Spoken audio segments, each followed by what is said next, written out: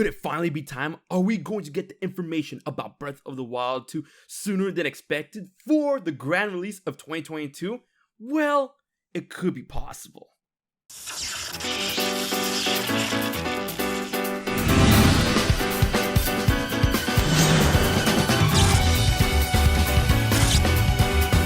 What's up, Zelda fanatics? It's your boy HMK once again from the 5th dimension, and it's time for some spicy rumors, leaks, and what have you when it comes to Breath of the Wild 2, the sequel that we've all been waiting for this year, 2022.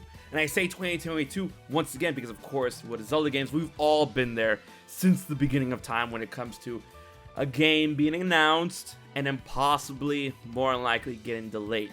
But from Nintendo's investors meeting that happened a couple of days ago, they seem to be very set on the 2022 release date, which they confirmed once again, along with Splatoon 3, Bayonetta 3, and other games such as Kirby and the Forgotten Land, which is happening in March. So for people thinking that Breath of the Wild is going to happen in March, nah, I'm thinking like summer, holiday, possibly holiday. But we got some rumors when it comes to the next Nintendo Direct that could be happening sometime around February, which is now 10th through the 12th.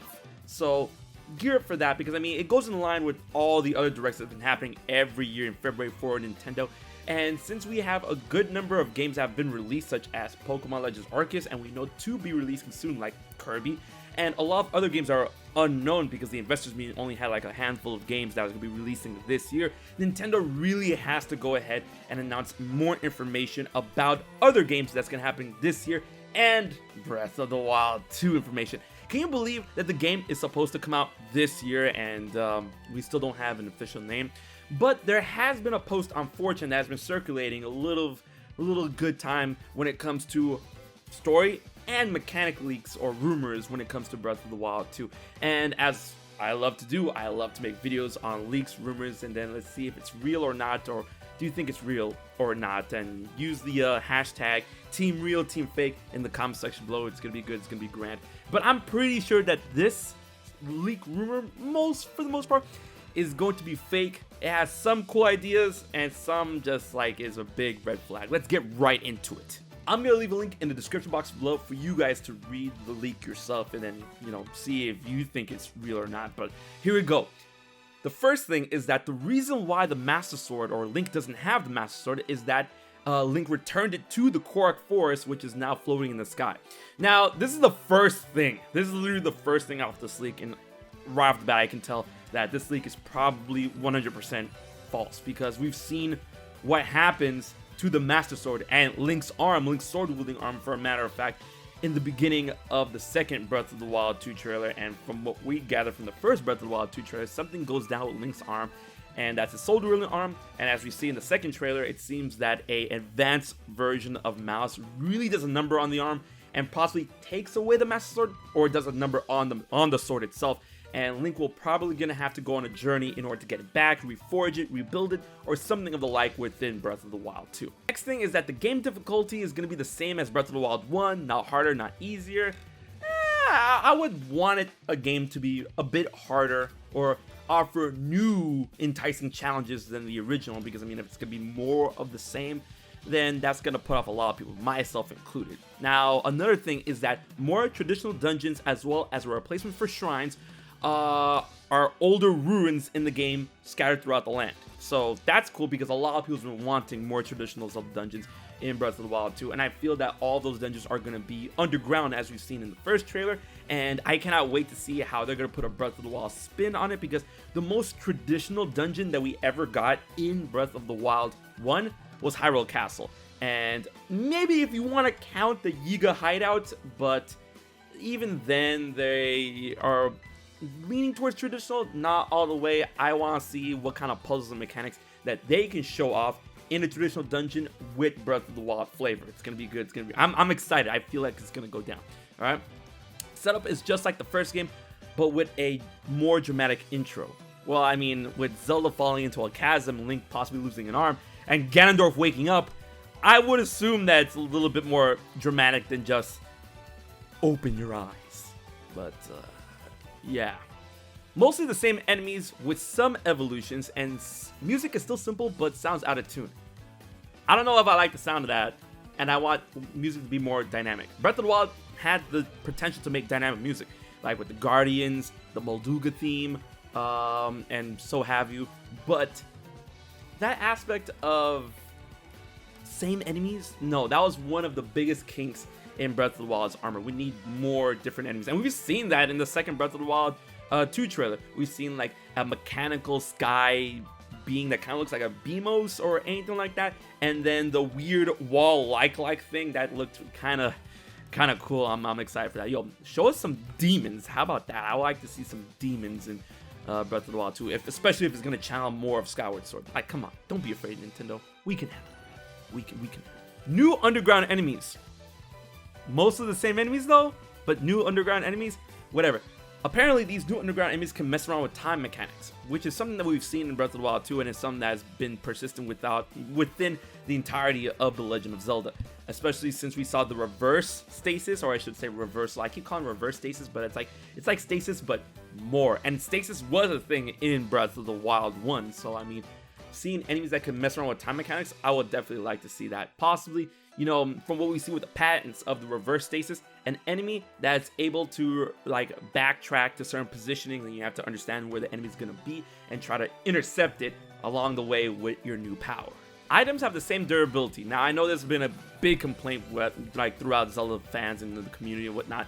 I personally have no issue with weapon durability or whatever. But there are some enemies that have time reversal mechanics that end up with your weapons healing every time you strike them. That seems like an idea that has been come off from the, I would say, the Octoroks. You know, the weird gray ones. I forgot there's a specific name for it, but the Octoroks are able to take rusty weapons and spit out pristine, nice weapons, and sometimes you could roll a really good weapon like that. But the Octopolish mechanic seems to be, you know, going more in line with something like that, just on a bigger scale. The plot revolves around time manipulation and another dimension. I'm all for another dimension when it comes to the 5th dimension. And this other dimension, if it's true, I would love like a godly dimension or a hell dimension, or like the dimension in which, you know, the Sacred Realm, where the Triforce is hiding right now from Breath of the Wild and Breath of the Wild 2. But I would definitely like, you know, something that deals with other dimensions, because I mean, Zelda has always dealt with the aspect of a dual world, right? And if we're gonna be dealing with the sky, the underground, and possibly another dimension and time travel, this sounds like it's gonna be a banger of a game. But we'll have to wait and see if it's true or not, because remember, I'm still not 100% sure. I'm more in line to 100% sure saying that this is probably not true. The green arm is a motif for courage. Oh, who would have thought, right? The arm is the last power of a sage that gives you new mechanics. Well, the new mechanics, sure. Courage, sure. The remaining power of a sage, I definitely get that, especially if it's gonna be like a violent sage that's like, okay, listen, time for deliberation is over, it's time for action, and then goes after Ganondorf. That would be cool. I would like that a lot. Alright, Zelda plays a role in a character swap mechanic.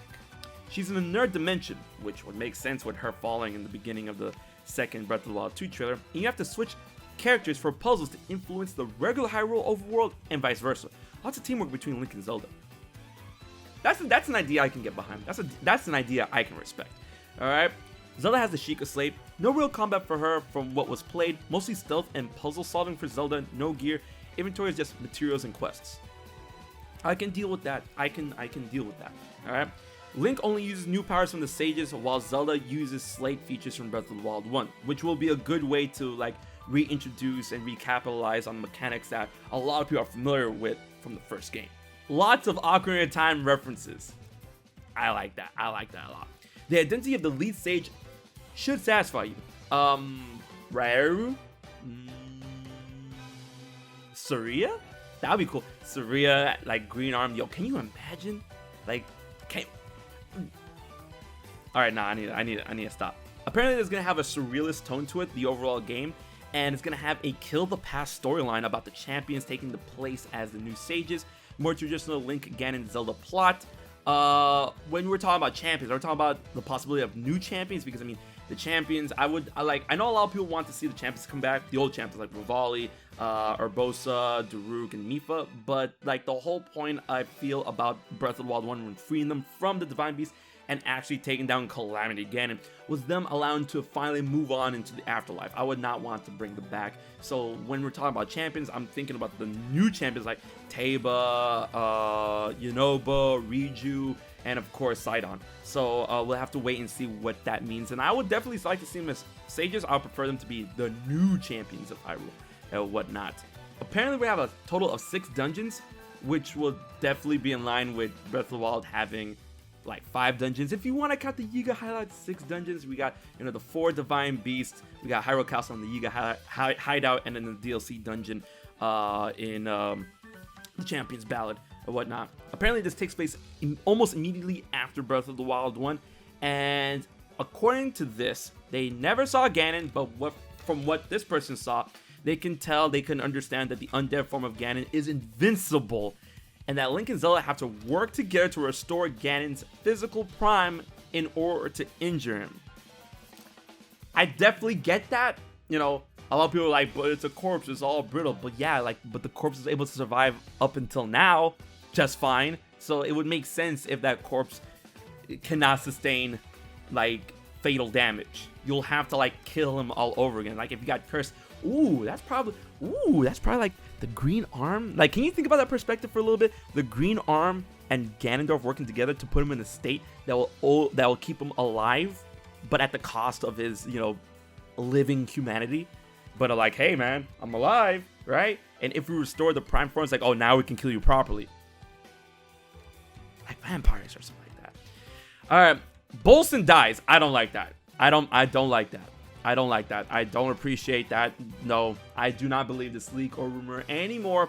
But apparently Bolson dies now as a ghost who gives hints like Cass in Breath of the Wild 1. No, not Bolson.